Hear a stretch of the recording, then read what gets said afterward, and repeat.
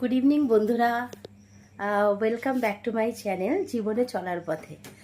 তো বন্ধুরা, তোমরা সবাই কেমন আছো? আশা করি ভালোই আছো। তো আমিও ভালো আছি। তো সবাই ভালো থাকে, এটাই সবসময় আমি কামনা করি সবার কাছে। তো বন্ধুরা, আজকে তোমাদের সাথে একটা রেসিপি আমি শেয়ার করব। সেটা হচ্ছে মহারাজা চিকেন রেসিপি। ঠিক আছে? তোমরা আশা করি বানিয়েছো কিনা বাড়িতে আমি জানি না। যদি না বানিয়ে থাকো অবশ্যই এই রেসিপিটা ট্রাই করো। ওকে, তো ভিডিওটা অবশ্যই দেখো। আমি স্টার্ট করছি। ওকে, তো বন্ধুরা দেখো, আমি এখানে 750 গ্রাম চিকেন নিয়ে নিয়েছি। বড় বড় করে পিস করে রাখা আছে। ঠিক আছে? তো এটাকে এবার প্রথমে আমি ম্যারিনেট করব। ঠিক আছে? তো কি কি দেবো ম্যারিনেট করার জন্য জাস্ট একটু দেখে নাও।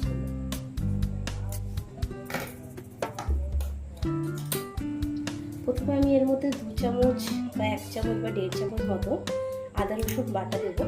ঠিক আছে? তার সাথে দেবো হচ্ছে গুঁড়ো হলুদ, পরিমাণ মতো গুঁড়ো হলুদ লাগবে, সামান্য পরিমাণে। তার সাথে সামান্য পরিমাণে আমি অ্যাড করবো হচ্ছে গুঁড়ো লঙ্কা, সামান্য পরিমাণে, বেশি দেবো। অ্যাড করার পরে তার সাথে আমি অ্যাড করবো হচ্ছে সামান্য পরিমাণে নুন। ঠিক আছে? সামান্য পরিমাণের নুনটা আমি অ্যাড করে দিলাম।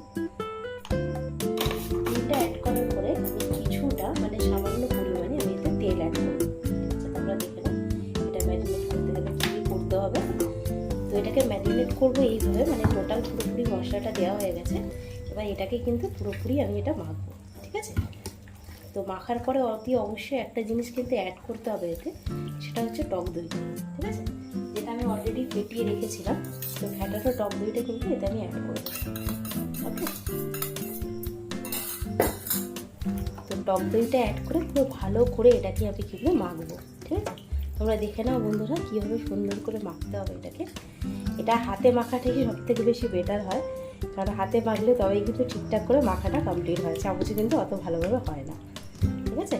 তো সেক্ষেত্রে এই চিকেনটাকে ভালো করে ম্যারিনেট করে আমি মোটামুটি 1 ঘন্টা কিন্তু রেখে দেবো। ঠিক আছে? তো এটা ম্যারিনেট করতে দিচ্ছি, দিয়ে মোটামুটি ঘন্টা খানেকের মধ্যে আমি তোমাদের কাছে ফিরে আসছি। ওকে, তো বন্ধুরা তোমরা দেখো যে যতক্ষণ আমার চিকেনটা ম্যারিনেট হচ্ছে, তো আমি ততক্ষণ একটা মশলা বানিয়ে নিচ্ছি। ঠিক আছে? তোমরা একটু দেখো। এর জন্য 4টে আমি শুকনো লঙ্কা দিলাম, 4 থেকে 5টা শুকনো লঙ্কা দিলাম, যে যেমন ঝাল খায় সেই অনুযায়ী। ঠিক আছে? আর কিছু গোটা গরম মশলা কিন্তু আমি এতে অ্যাড করলাম। গোটা গরম মশলা বলতে যেমন হচ্ছে ধরো এই দারচিনি, লবঙ্গ, ঠিক আছে, আর এলাচ আছে অলরেডি। দেখো এটা দিয়ে দিলাম এর মধ্যে। ওকে, দিয়ে দেওয়ার পরে কিছুটা আমি এতে জিরে অ্যাড করবো। ঠিক আছে? জিরেটা আমি অ্যাড করবো, সেটা আমি দেখাচ্ছি তোমাদের। জিরেটা আমি অ্যাড করে দিলাম কিছুটা করে। এর একটা ভাজা মশলা আমি প্রথমে বানিয়ে নেব। ঠিক আছে? রেডি করে নেব ভাজা মশলা। তোমরা সবাই দেখো বন্ধুরা কেমন হচ্ছে এটা। ভাজা মশলা আমি বানিয়ে দিচ্ছি অলরেডি। দেখো বন্ধুরা, আমি ভাজা মশলাটা অলরেডি তৈরি করে নিয়েছি। ঠিক আছে? তো এটা কিন্তু সামান্য ঠান্ডা করে আমাকে পেস্ট বানিয়ে নিতে হবে। ওকে, তো মশলাটা রেডি হওয়ার পরে আমি কি করব, প্যানের মধ্যে তেল অ্যাড করব। ঠিক আছে? তেল দিয়ে দেবো সামান্য। তেল দিয়ে প্রথমে তেলটাকে আমি গরম হতে দেবো। ঠিক আছে? সামান্য গরম হবে। তো গরম হওয়ার সাথে সাথে বন্ধুরা আমি একটা কাজ করব, সেটা হচ্ছে কিছু প্রসেসিং আছে যেগুলো ভাজাভুজি করতে হবে, সেগুলো আমি কমপ্লিট করে নিচ্ছি। সেটা হচ্ছে আমি এতে কেটে রাখা কটা আলু ভেজে নিচ্ছি। ঠিক আছে? তোমরা দেখো বন্ধুরা, কেটে রাখা কটা আলু আমি ভাজছি অলরেডি।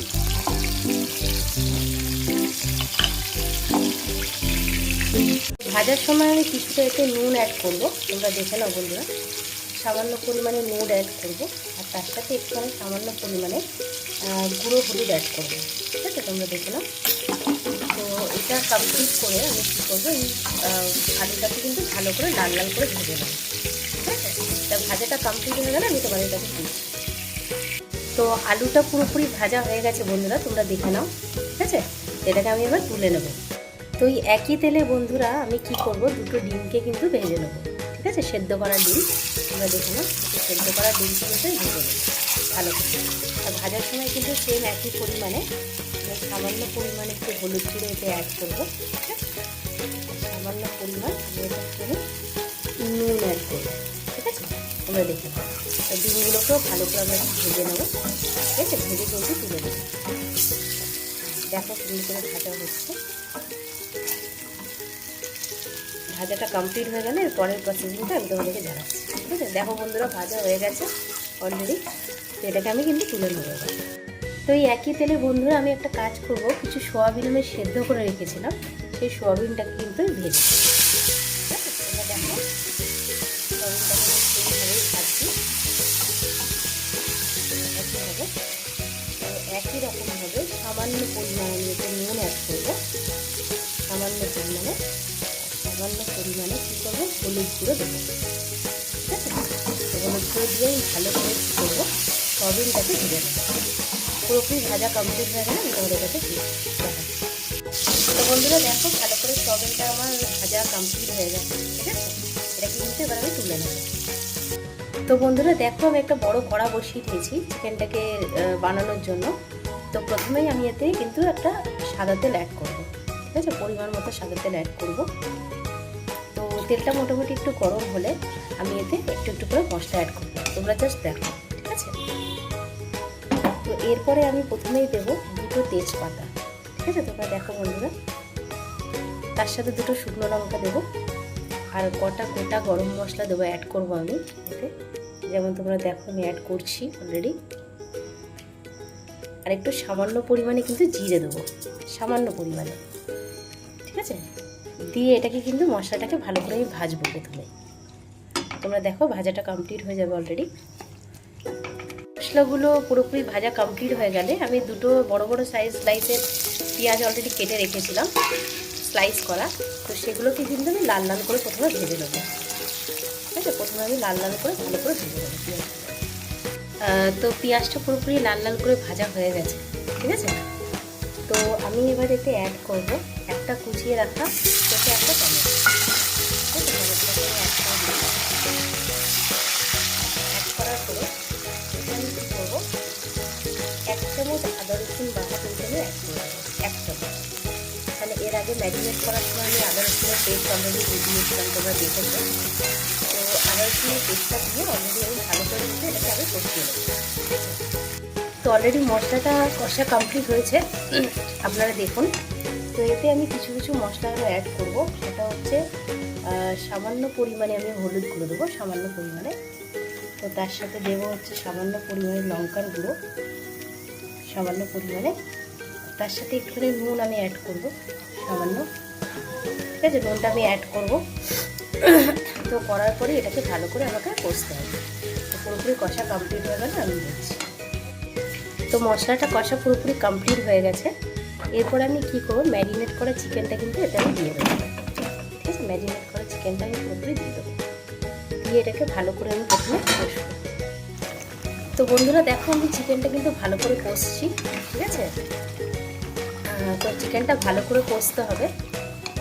কষলে তারপরে এইরকম অবস্থায় যেটা আমি অলরেডি পেস্ট করে রেখেছিলাম একটা ভাজা মশলা প্রথমেই, তো ওটাকে কিন্তু আমি ভালো করে পেস্ট করে নিয়েছি। তো সেই মশলাটা কিন্তু এটা আমি অ্যাড করে দেবো।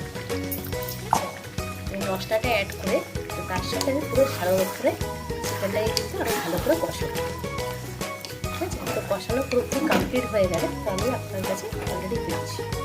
চলো বন্ধুরা, তাহলে কিছুটা কষা অলরেডি কমপ্লিট হয়ে গেছে। এরকম সময় আমি কিন্তু ভেজে রাখা যেটা সোয়াবিনটা ছিল সেটা কিন্তু আমি অ্যাড করে দেবো।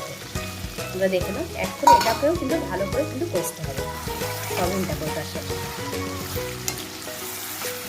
ভালো করে কষতে হবে কমপ্লিটলি। একদম পুরো কষা কষা করলে তবেই কিন্তু এর প্রপার টেস্টে কিন্তু আসবে। এরপর আমি ভেজে রাখা আলুগুলোকেও কিন্তু এতে অ্যাড করে দেবো। অ্যাড করে এটাকেও কিন্তু তার সাথে ভালো করে আমি কষবো।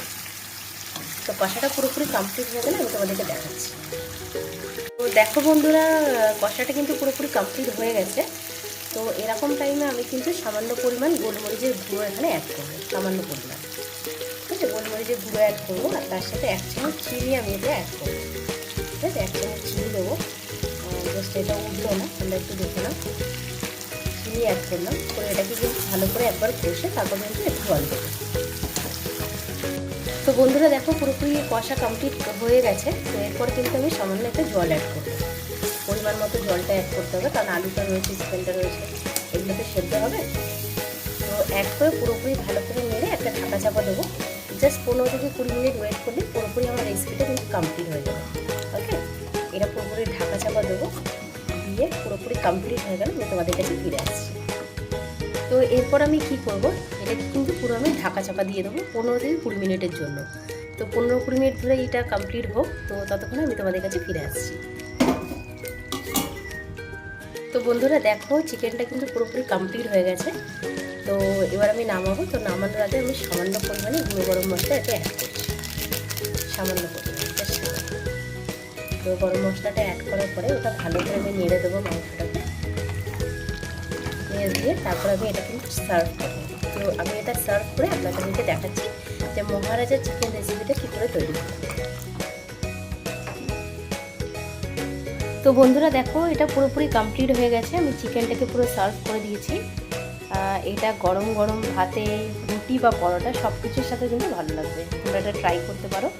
আর যদি আমার রেসিপিটা তোমাদের ভালো লেগে থাকে তো অবশ্যই লাইক করো, শেয়ার করো, কমেন্ট করো এবং অবশ্যই সাবস্ক্রাইব করে দিও। Thank you so much.